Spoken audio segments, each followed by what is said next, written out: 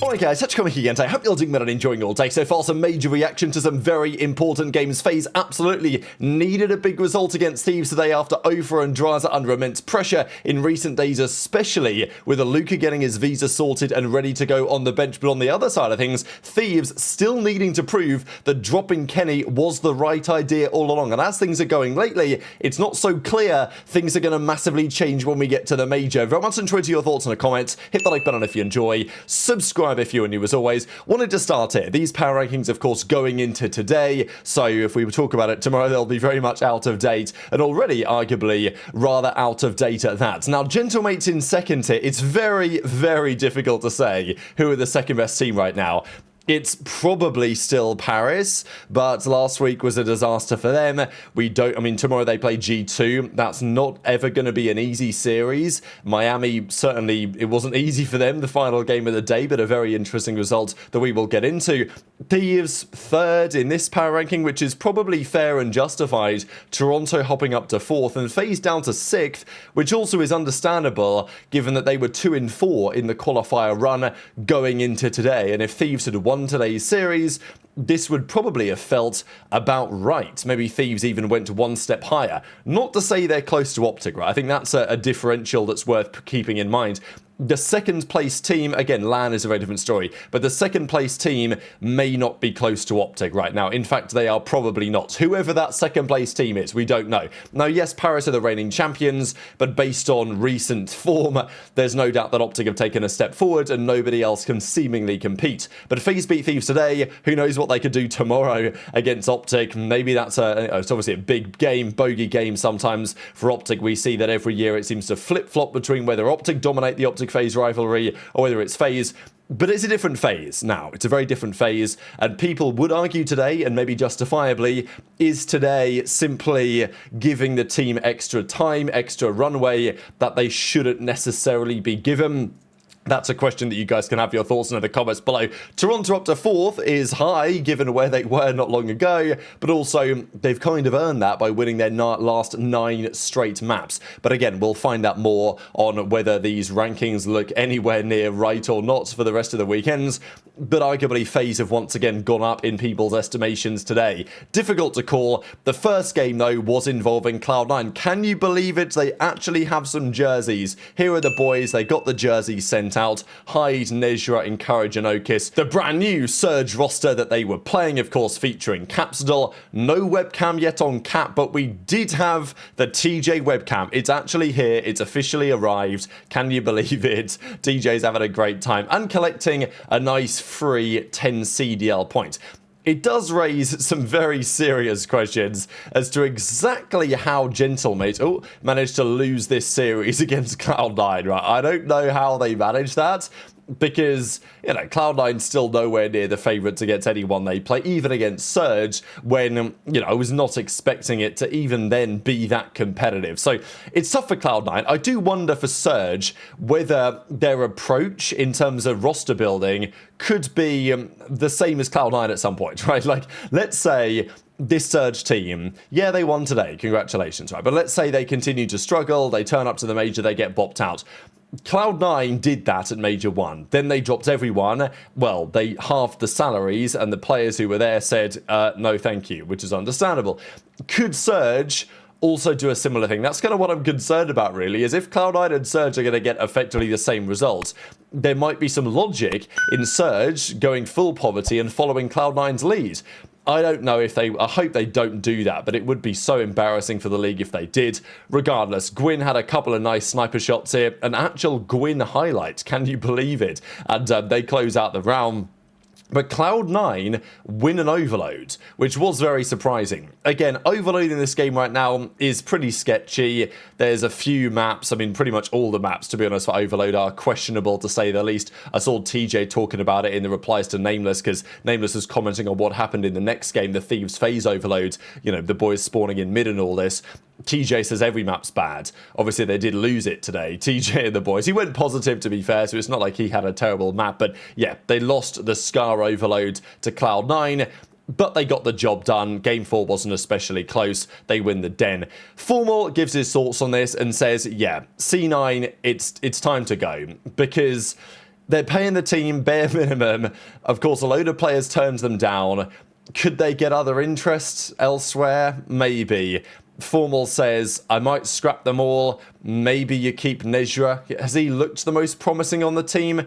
Probably, I would say. I think it's tough to argue right now. Maybe it doesn't matter because they're so poverty that they don't want to spend any more than they have to even to make some changes. Then maybe that's free nowadays because apparently there's no like guaranteed payout if someone gets dropped anymore. So it's just an absolute mess. But unfortunately, C9, they just continue to be even against Surge a free win. Like, I was hoping at least this one might be interesting. And look, they did the Gentlemates upset, so all power to them in a way. But it's still very tough to believe they're going to do anything for the rest of the season. So they go down to 1 in 5. Look, they got a win, and it was against the champions, but that could very easily and very swiftly turn into 1 in 10 by the end of this stint. Lunarz, TJ within the 1.3s. Cap had his first series, you know, solid enough. Nejra had a 1.3 this series. HyDra had a rough one. Encourage, I guess, was okay. Formal says, you know, maybe you keep Okis around. But it is interesting for Cloud9 because they're in such a predicament that at least the team is clearly not good enough. And it's like, well, what do Cloud9 do? Just run with it? Or do you say, okay, we're going to keep Nejra and we're going to go down the list again and see which other players might accept 24 grand to play for us? And then see if they can somehow, using that method, find a team that's good enough to qualify for the championship, which isn't going to happen, or obviously do something at the World Cup as well. But this was the game that people were really looking forward to. FaZe versus Thieves. Loads of big storylines here. Scrap Drazah being the big overarching one, but really it was all about FaZe and their struggles in recent weeks. But the same story was true for Thieves as well, because Thieves, they brought in Nium. They've had a good amount of time now. Good chunk of time with Nium. Kenny is, we don't know if he's going to come back or not exactly, but he's been out of the team for some time. They obviously had a pretty torrid time at Major 1. Their online qualifiers were up and down, hit or miss in the Major 1 cycle. Kenny had a few too many bad series to justify. But is the team actually any better? I think that's one argument that can be raised and should be raised. And FaZe, they really needed to win because they were 2 in 4 today. If they'd have lost today, they go to 2 in 5. Tomorrow, they play OpTic. So, you know, imagine that's 2 in 6 all of a sudden. They're even on the verge of not even qualifying for Birmingham, right? Because, you know, if they were to go 2 in 9, let's say, they could be one of the bottom 2 seeds that don't even go to Birmingham. So it was genuinely, I wouldn't say it was that likely, but like their upcoming games, they still play Ravens online. That's pretty scary sometimes. They still have to play against Gentlemates, and then they play Cloud9, their last series, which, okay, like that is what it is. Game 1 though, banger. I think Thieves will come away from this series thinking, damn, we should have won that 100%. And the fact that they didn't, they will be very frustrated about. Game 1 was really close, but FaZe did kind of steal it, to be honest. It didn't look like FaZe were going to win this until they get over the line right at the end of the den. They take the game 1. Game 2 was a bounce back for Thieves, but it wasn't clear-cut that was what was going to happen. Donny as well talks about Simp's play so far this year, says that he thinks it's one of his absolute best games, up there with Cold War and Black Ops 4. And I think we need a bit more time before we put it in that category. And of course, in BO4, he won the World Championship. In Cold War, he won the World Championship. So the accolades are what will... Simp might be just as good at this game as he was in Cold War Black Ops 4. That's a take that is maybe even justifiable. It's maybe tough to justify this early. Maybe it's justifiable. But at the end of the day, it depends what results he gets as to how his whole year looks. And there is an argument that FaZe fans have been saying, it's like, damn, we're wasting this on the team that they have, but the team that they have is still capable of beating Thieves. But can they beat OpTic? I guess we'll find out tomorrow. I don't really know what 04 was doing here. He plants the bomb and he was like, I dropped a smoke and I'm out ski. Just flies straight off the map and decided to leave it with the team. And they won the round anyway. So, you know what? Maybe that was all part of the plan. Discombobulate your opposition and FaZe win the round anyway. They go up 4-0, and then Thieves win 6 straight rounds. Now, there's something about winning 6 straight rounds on a map 2 search and destroy. You always lose a game 5. I don't know what it is, but if there's a 6-0 on game 2, you lose the game 5 every time, even though it makes no sense, because you think, wow, this team's dominant at Surge. And it's the same story here. Thieves win the 6 straight rounds, you're thinking, okay, yeah, the FaZe collapsed, Thieves are back, you know, they're looking really good, especially when you go to 5, looking really good at the Search. That was not how things concluded by any means. Now, Nium had a fantastic map here on the Overload. So, not to say that Nium doesn't have takeover maps in him, but I think there will be questions tonight on Scrap HyDra, right? That duo, how they form a team that wins around them. Because it's a challenge. We know that last year they had Ghosty and Envoy, probably the two, I mean, they were last year, literally by the numbers, the 2 best objective players in the league in Envoy and Ghosty. And they won last year a couple of times with that roster, but they didn't win when it mattered at the end of the season. So they bring in aBeZy for Envoy, they bring in Kenny, of course, for Ghosty. In the end, Kenny's now gone, Nium is in, and look, he is largely relegated to playing a role that helps support his very talented teammates. But again, it's like, there will be questions, especially if things repeat at the major. Like, how can Scrap and HyDra not put together a team that can win so consistently? Especially because we know that FaZe have been vulnerable, right? They lost to Boston the other week. They've lost to G2. They've lost to Falcons. It's not been a good run. And they come against the Thieves.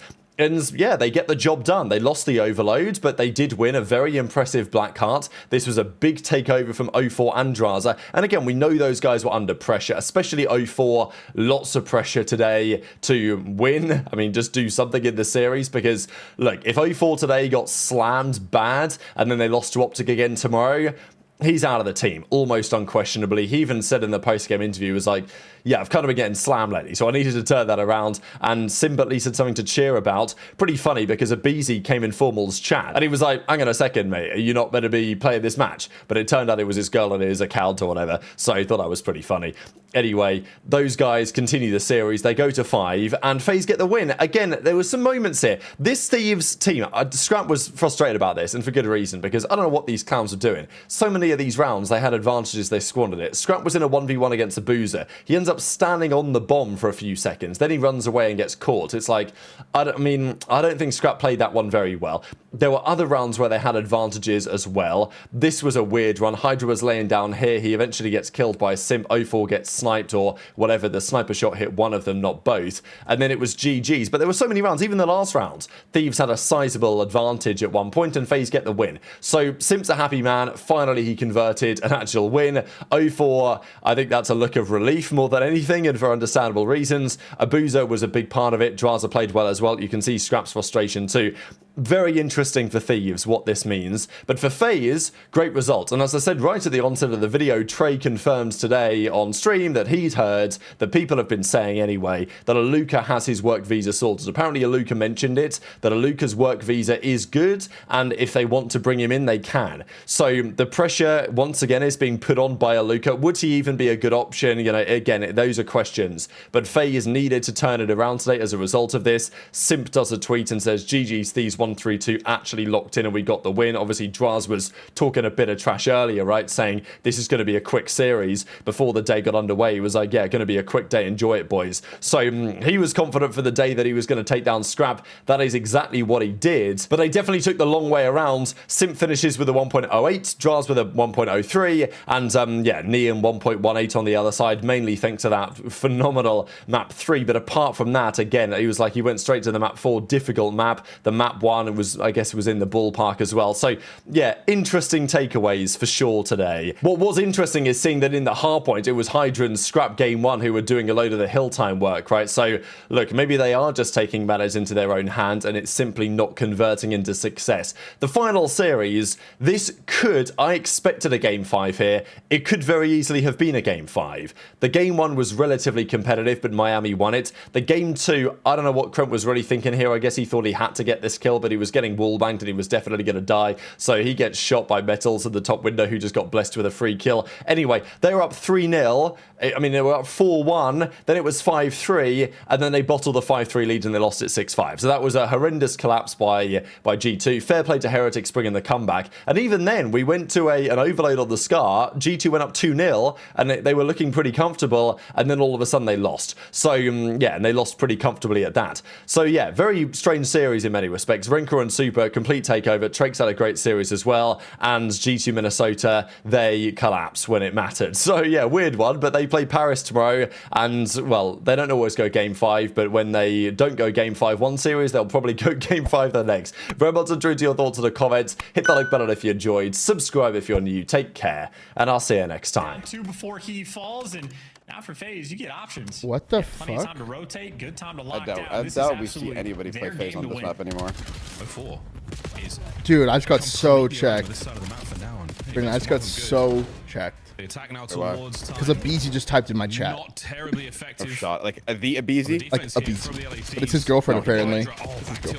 Oh my god, bro. Yeah, I just got so checked. You're like, Abe, nice row right there. It's winnable, by the way. It's winnable. Like, you are frying that matchup, by the way. Keep it up. Well, 04 gets the call out. Yo, what if you go? Wait, what if one of your chat he was like, one shot in the back, dead? His HyDra jumps over him.